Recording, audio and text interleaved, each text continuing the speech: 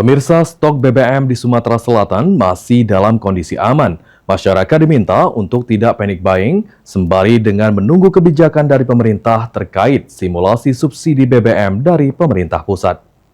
Masih 7.000. Yang ini sama deh. Kali bilang 10.000.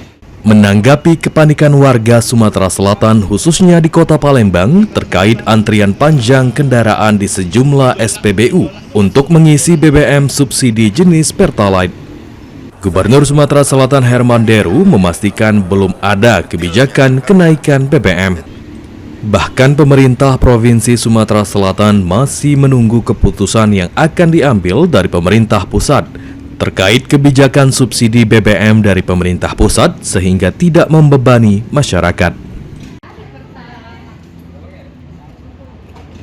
Itu kan masih hoak kan, malam tanggal 1 itu beredar BBM ini naik sekian itu. Kita nunggu keputusan pemerintah, mudah-mudahan saja masih bisa ditahan dengan simulasi-simulasi subsidi yang dibuat oleh Kemenkyu sehingga masyarakat tidak terbebani.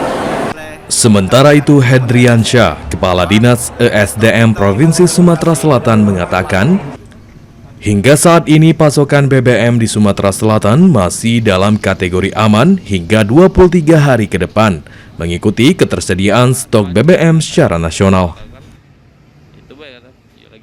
Sampai hari ini belum ada perubahan kuota tersebut.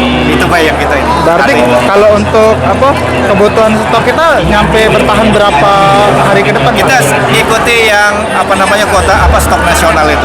Jadi kan pendistribusian itu kan diatur oleh pusat. Jadi kalau pusat menentukan stok kita itu aman untuk 23 hari, maka Sumsel akan ikutin ketentuan yang 23 hari. Berarti tidak ada karena sampai hari ini belum ada perubahan dari kuota yang ditetapkan. Dengan kuota yang ada saat ini, Hendri meminta kepada masyarakat Sumatera Selatan untuk menghemat penggunaan BBM, tidak panik buying, serta tidak melakukan penimbunan BBM subsidi. Eki Saputra, PAL TV.